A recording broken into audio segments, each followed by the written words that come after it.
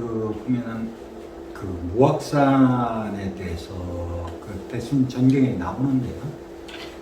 순창 해문산은 아버지 산이라 이러고, 김제 무악산은 어머니 산이다 이렇게 얘기를 하는데, 우리가 그 대순경에 나와 있는 내용이 보면은 무악산의 치맛바람을 아느냐, 또는 그래서 그 무악산은 평징관원형인데, 무악산에서 찰기를 뿜어내는 바람에 세계가 물끓 듯 하리라 이런 내용이 나오거든요.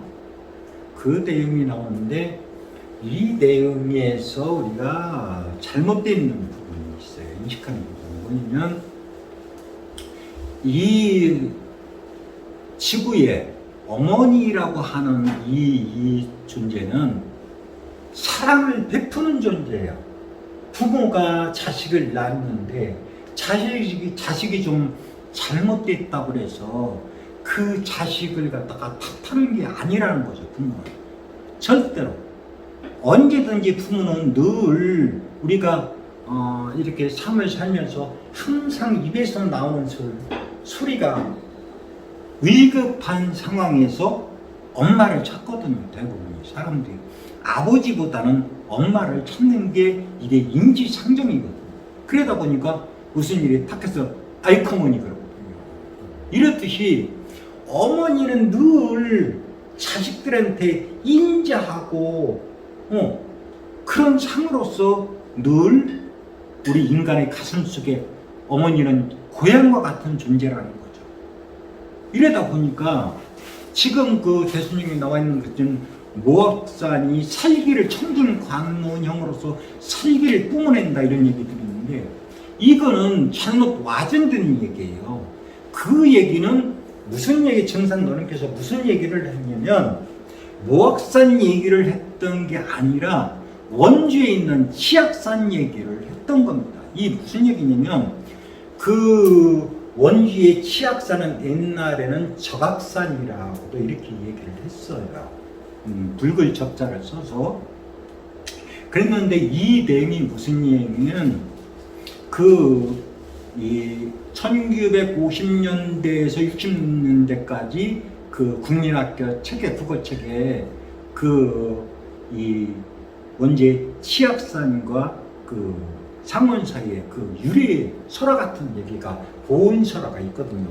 여기 수십 종이 있는데, 그러다 보니까 이 내용들이 전국으로 많이 퍼져서 이 보온설화가 많이 탄생되기도 했는데, 보면은 그 한 내용을 그때 당시에 저희 때도 그 내용을 배웠습니다만은, 그 옛날에 어느 한 선비가 이제 과거를 보기 위해서 그 치악산을, 적악산을 그러니까 넘어가고 있었는데, 그러니까 그 구렁이가 쉽게 얘기해서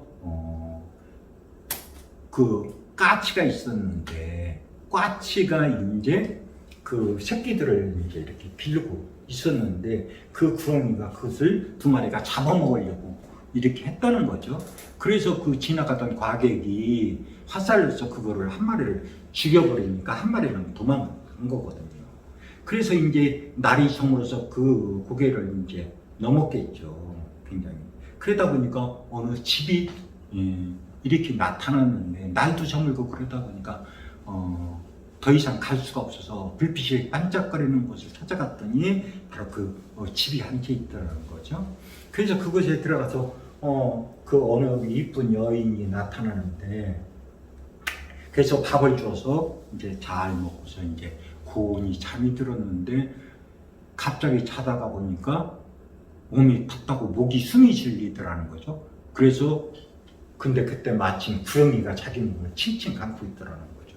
그래서 그 내용이 뭐냐면은, 네가 낮에 죽인 저기가 내 남편인데 너희 원수를 갖겠다 해가지고 이런 설화가 나오는데, 그때 그러면서 쉽게 해서 종소리를 3번을 울리게 되면 살려주겠다 이런 그런 내용이 나와서 했는데, 꼼짝없이 이제 죽었다고 생각을 하고 있던 과학이 됐는데, 마침 새벽이 되면서 종소리가 땡, 땡 이렇게 3번을 울렸다는 거죠.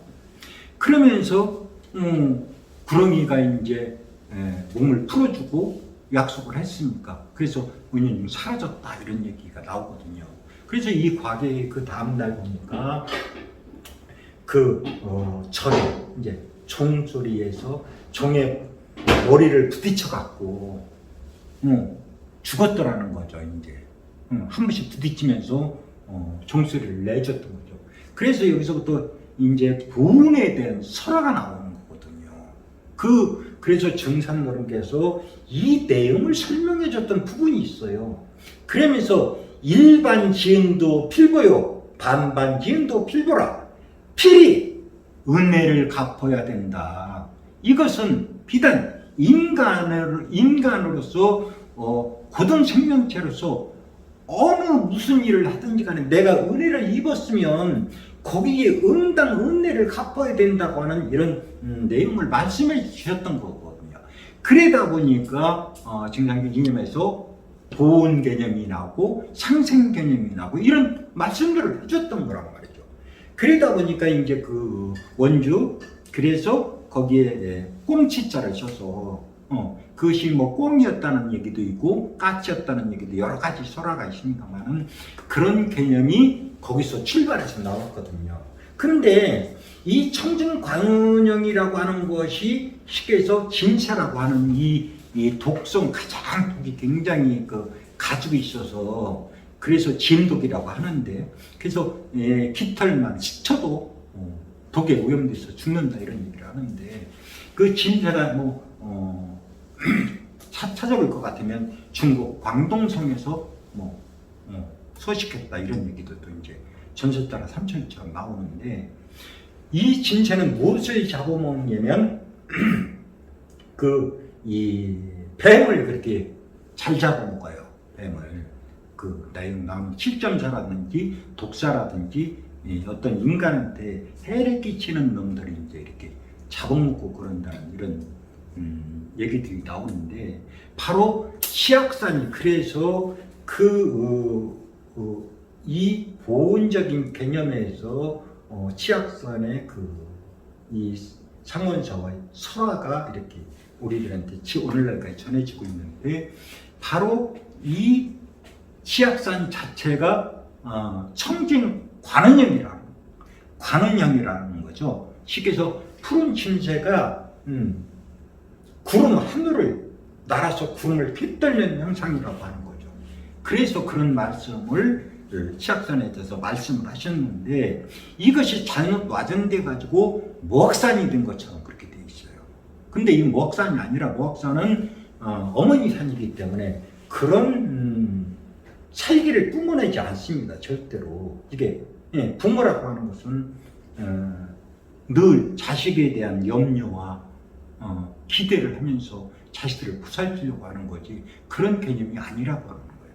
그래서 그런 내용이 바로 있는데 저는 한번 강원도에 가다가 아침 야전에 이렇게 치악산에 굉장히 치악산 자체가 한 1300곳이 됩니다만 그리고 굉장히 다는 면적이 굉장히 큽니다.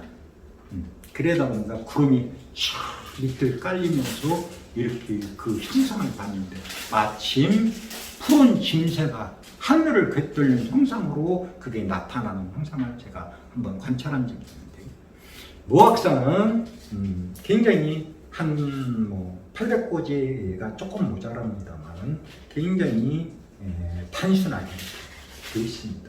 그러다 보니까 그런 관점에서 어떤 보온에 대한 이런 말씀을 했다 보니까 그런 얘기를 정도들한테 들려줬던 내용이에요.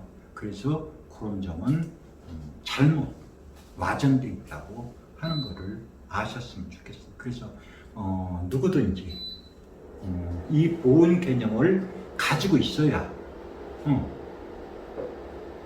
후천에 넘어갈 수 있는 어떤 그런 인간 됨됨이로서의 어떤 그런 구실을 할 수 있다고 하는 거죠. 이런 점에서 오해가 없으셨으면 하는 바람입니다.